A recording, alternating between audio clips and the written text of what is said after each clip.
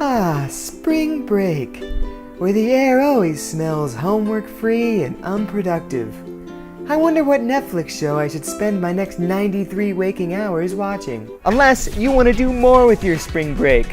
Well, lucky for you, we've got a new 2018 Spring Break Challenge that I'm about to share with you. It's going to be fun, it's going to be a productive use of your time, you're going to love it. And here it is, ladies and gentlemen, for your Spring Break 2018, I challenge you, as all students and teachers, to create your own educational song and video and share it with all of us.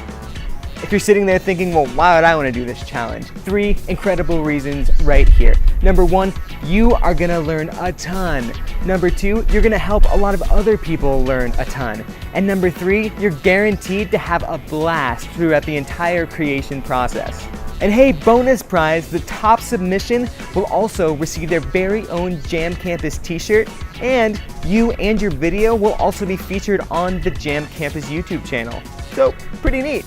Here's how to submit your entry. When you finish your song and video, first upload it to YouTube, and then submit your video link via the submission form, which you'll find below in the comments. If you're ready to get started right now, we have a great video about the 5 essential tips for creating your own educational songs and videos.